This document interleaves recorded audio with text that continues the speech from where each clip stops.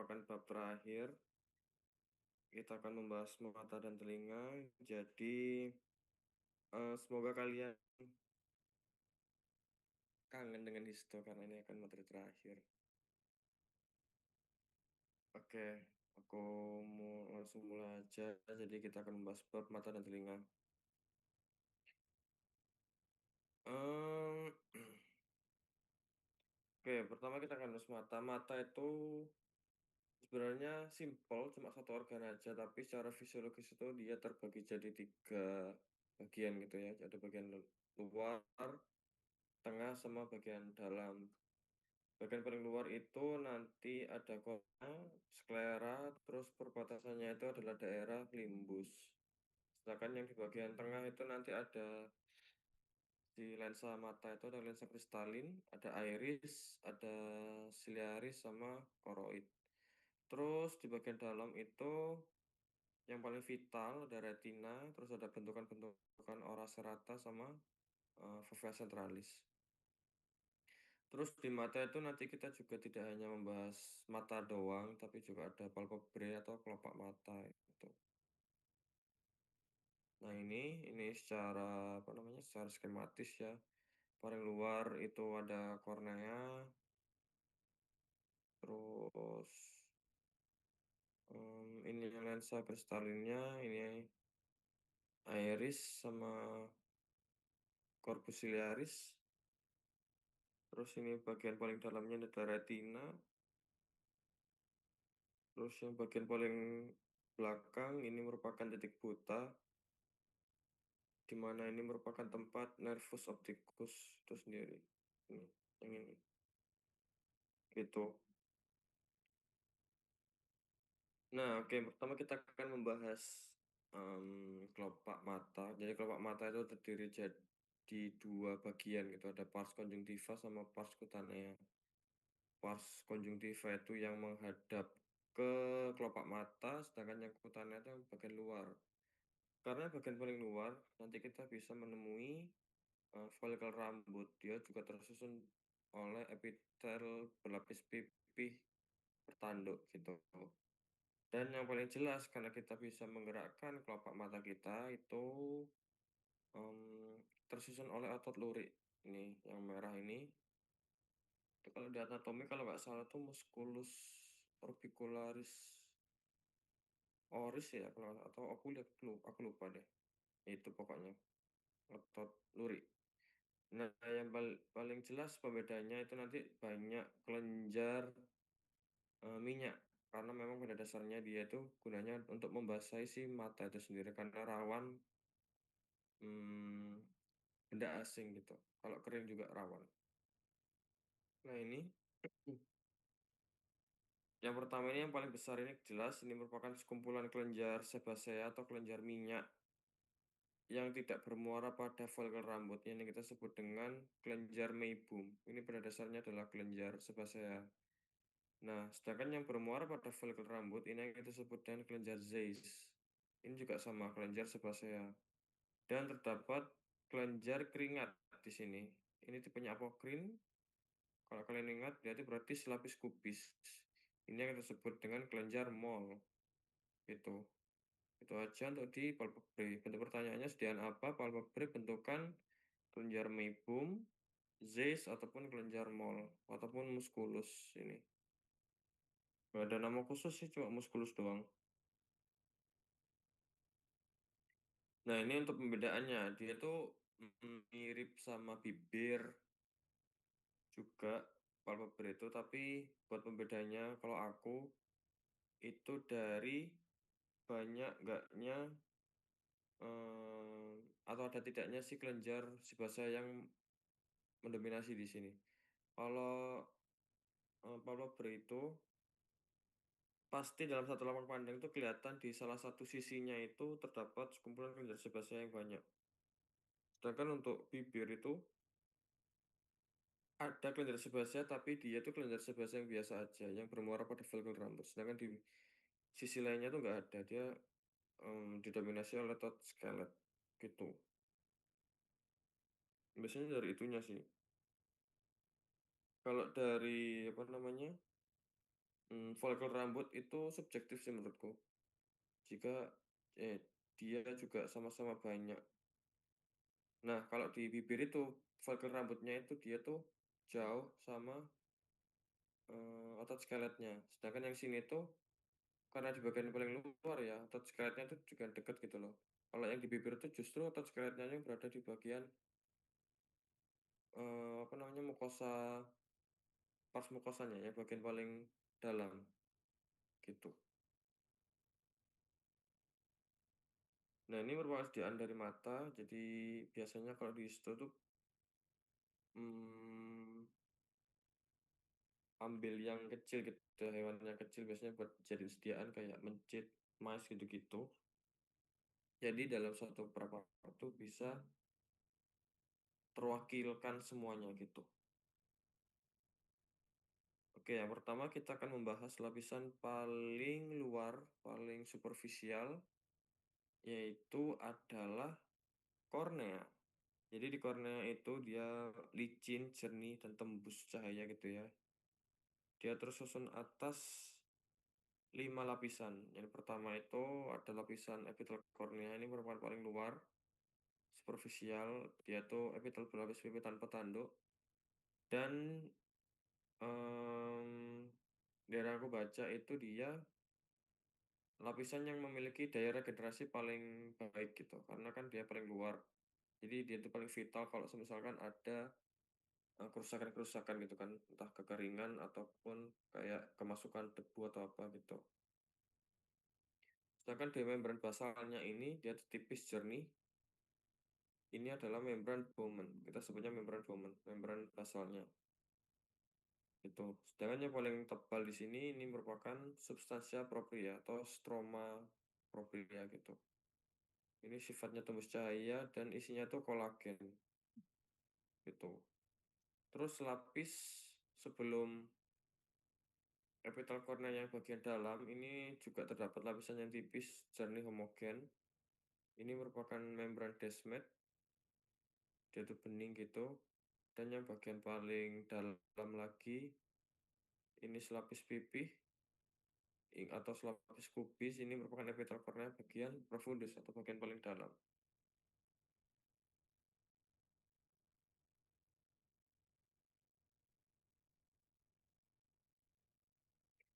Selanjutnya kita akan membahas iris. Nah, ini kan bentukan ini yang tadi kita sebut dengan lapisan ini lapisan kornea. Nah, yang bagian ini yang berpigmen ini adalah iris gitu. Jadi iris ini fungsinya bentukan-bentukannya itu berkaitan dengan fungsinya. Di sini tuh ada otot polos ya, otot polos sphincter sama dilatator gitu. Muskulus dilatator sphincter pupil sama muskulus dilatator pupil. Fungsinya itu kan kalau misalkan ada cahaya gitu ya masuk ke mata, itu kalian bisa mengkerutkan atau melebarkan pupil. Nah, itu salah satu fungsinya itu di situ, iris. Nah, muskulus sphincter pupil itu dia berada di ujung. Dia itu hanya kayak segaris warna merah ini. Dengan yang muskulus dilatator pupil itu yang tipis berada di bawahnya gitu. Terus dia tuh biasanya tuh nempel sama si ini ya lensa kristalin ini yang kayak pecah-pecah ini warna merah gitu. Untuk pertanyaannya sediaan apa mata, terus jaringan apa itu tadi apa namanya muskulus sphincter pupil ataupun muskulus dilator pupil. Sedangkan yang bentukannya ada pigmennya ini merupakan seluruh bentukan iris satu kesatuan ini hingga muaranya ke perbatasan dari kornea.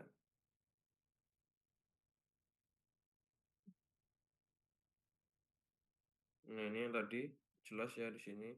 Musculus sphincter pupil dia tuh lebih apa ya, lebih merah gelap gitu-gitu. Dia itu berada di ujung cuma se apa, segaris itu doang. Soalnya yang tipis itu musculus dilatator pupil. Ini secara skematisnya seperti ini.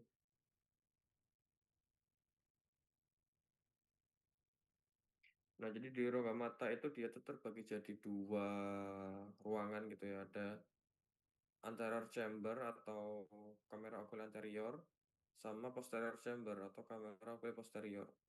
Kedua-duanya tuh isinya adalah humor aqueous. Dia itu fungsinya adalah untuk regulasinya tuh ada kaitannya sama apa namanya? Membantu keseimbangan cairan yang ada di mata gitu loh.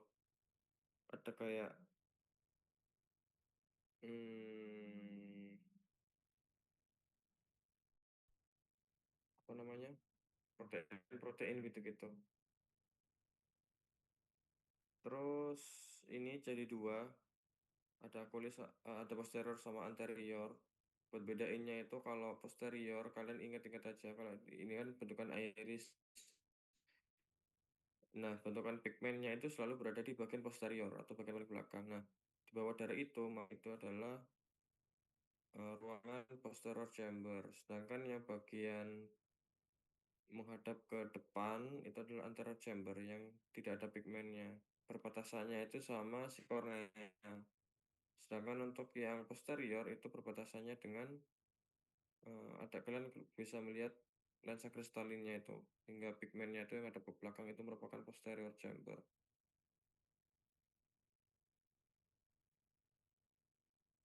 Nah, ini tadi ya perbatasan. Jadi di bagian yang atas ini merupakan kornea, lanjutannya itu adalah sklera. Perbatasannya sklera itu dari mana? Dari si iris ini, iris ini. Setelah dari iris ini, bawahnya ini merupakan perbatasan. Ini merupakan zona pertemuan antara kornea dengan sklera. Kita sebutnya adalah limbus, gitu. After ini, after limbus ini sudah masuk ke sklera, gitu. Terus di sini jelas ya, eh, lanjutan dari iris ini ada bentukan siliaris, ya. Mana lanjutan? Nah ini lanjutan dari kornea ini, kornea. Ini ada iris ini adalah siliaris. Itu ada dua bentukan ya, yang badannya ini yang kita sebut dengan corpus ciliaris yang tebal ini. Sedangkan tonjolan-tonjolan yang ke atas ini yang kita sebut dengan processus ciliaris. Nah, di processus ciliaris ini nanti ada kayak benang-benang tipis halus ini yang dia tuh apa ya, mengikat si lensa kristalin gitu. Ini yang kita sebut dengan zona zinii, yang benang-benang tipis ini. Gitu. Nah, terus di muara dari iris ini juga terdapat beberapa bentukan dan ruangan gitu. Ada bentukan yang dia itu hmm, mengikat antara si sklera dengan iris ini yang kita sebut dengan ligamentum pectinatum. Sedangkan ada ruangan canal sclem dan spasia fontana. Spasia fontana itu ruangan yang dekat dengan iris dan ciliaris. Dia dekat dari sini. Ini spasia fontana ini ruangan di sini. Sedangkan canal sclem itu pembuluh pembuluh darah sebenarnya, pembuluh limfa gitu-gitu, itu yang dekat dengan limbus. Ini iris di sini, limbus di sini. Nah, celah yang di sini itu, ruangan di sini itu kita sebut dengan canal sclem. Itu hubungannya dengan eh, mengatur banyak sedikitnya cairan yang ada di mata gitu. Regulasinya itu nanti. Nah, after itu ini merupakan ini lanjutan ya, lanjutan dari tadi yang ciliaris body ini itu nanti berlanjut. Nah, itu nanti ada perbatasan. Kan lanjutan dari ciliaris body itu ada retina. Retina itu yang mana? Yang ini retina. Itu retina itu ada perbatasan namanya adalah ora serrata. Perbatasan antara retina pars ciliaris ini lanjutan dari ciliaris body tadi dengan retina pars optica. Jadi retina pars optica itu dia tuh lebih menonjol gitu karena dia tuh banyak syaraf-syaraf di sini gitu. Batasannya kita sebut dengan ora serrata. Nah, ini yang ditandain oleh patah putus-putus, garis putus-putus kuning ini adalah koroidnya. Sedangkan yang bawahnya ini adalah sklera yang tebal tadi.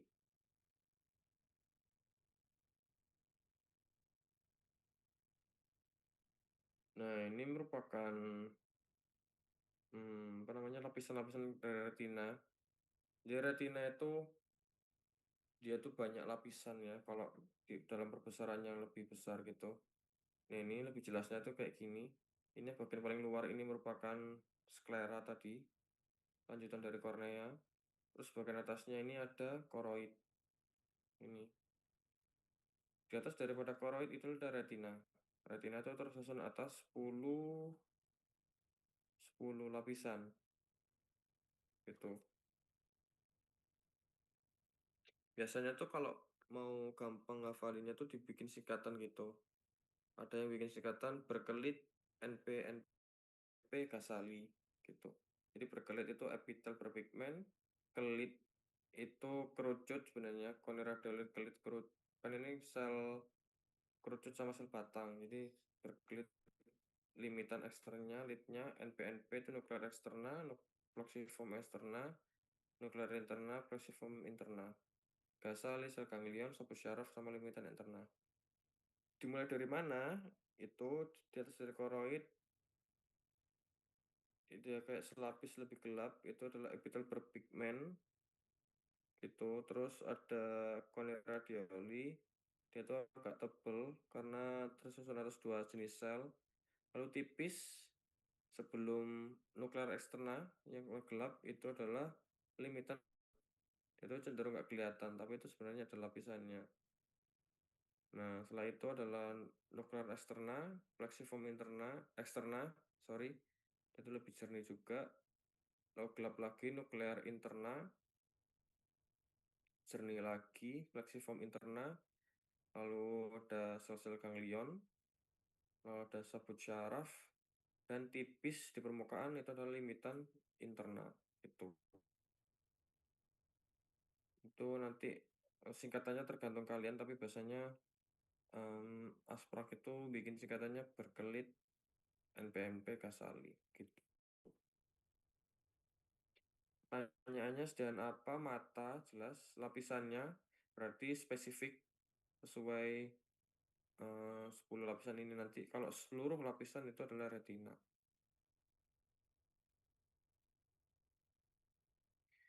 Nah, ini adalah fovea centralis, bentukan yang akan kita temui di retina. Jadi fovea centralis itu cekungan gitu ya, fovea. Kalau kalian ingat di anatomi itu fovea itu kalau nggak salah itu cekungan. Yang dimana itu nggak ada lapisan dari retina, tapi hanya si sel kerucutnya aja di sini. Gitu. Di sini tuh fungsinya sebagai pusat ketajaman penglihatannya di sini.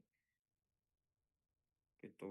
Nah, daerah dari bentukan cekungan fovea centralis ini yang kita sebut dengan makula lutea di sini. Gitu.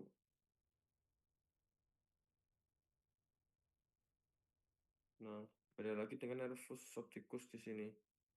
Di sini itu cekungan juga kita sebut dengan excavation nervus opticus. Di sini tuh sebagai titik buta atau blind spot gitu. Beda sama fovea centralis tadi yang sebagai pusat ketajaman mata. Nah, di sini tuh juga terdapat bentukan yang daerah cekungan itu tadi di bawah dari excavation bentukan lacrimosa. Sedangkan yang di bagian bawah-bawahnya ini yang kayak serabut-serabut halus gini yang menuju ke bawah itu nervus opticusnya gitu. Nah, buat bedaan fovea central bentukan cekungan fovea centralis sama excavation itu kalian bisa lihat dari retinanya. Kalau retinanya itu bisa kalian lihat di kanan dan kirinya, berarti itu adalah excavation nervus opticus karena dia terpisah. Beda halnya dengan fovea centralis itu masih nyambung retinanya. Dan di bawahnya itu masih kelihatan koroidnya. Itu. Itu untuk mata. Sebelum aku lanjut ke telinga dari teman-teman, apakah ada pertanyaan? Kak, maaf tadi yang singkatannya lapisan retina apa ya, Kak? Darah ketik aja. Ber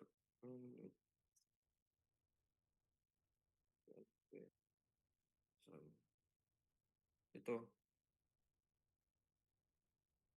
berkelit NPNP gak salah, jadi epitel berpigmen, ke-nya itu radioli diambil dari kerucut, kan itu sel kerucut sama sel batang. Lead limitan eksterna, NP nuklear eksterna, plexiform eksterna, nuklear interna, plexiform interna, basal itu sel ganglion, sabut syaraf sama limitan interna. Gitu. Oh, oke, Kak. Terima kasih.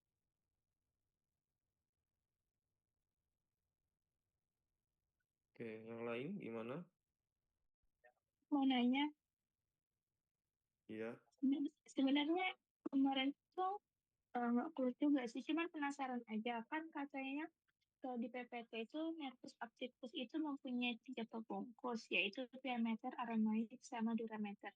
Nah, untuk pembungkusnya kayak batas-batasnya itu gimana, Kak? Yang di sini kah? Iya, Kak. Yang batas-batasnya itu maksudnya gimana ya, Kak? Sebenarnya batasnya itu nggak terlalu jelas ya, bergantung apa namanya preparat. Itu biasanya itu ada sih jaringan ikatnya gitu. Oh, berarti kalau yang di preparat ini nggak ada ya, Kak? Enggak, karena eh, kita tidak pengen membuat kalian lebih OVT, jadi kayak pelajari aja apa yang ada gitu. Nggak mau nambah-nambahin aja. Oke, Kak. Makasih. Oke, dari teman-teman yang lain gimana? Apakah aman bentuk-bentukan di mata?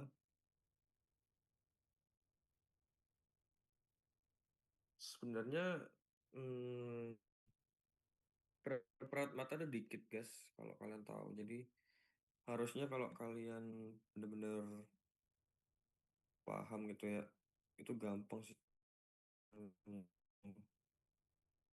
Karena nggak banyak. Cuma kalian harus teliti sama bentuk pertanyaannya aja sih, karena agak-agak membingungkan kayak ini yang bentukan sama ruangan gitu-gitu. Meskipun penunjukannya mungkin agak sama, karena batang itu gede, batang besi di mikroskop. Nah, itu kalian bisa pakai patokan dari bentuk pertanyaannya gitu.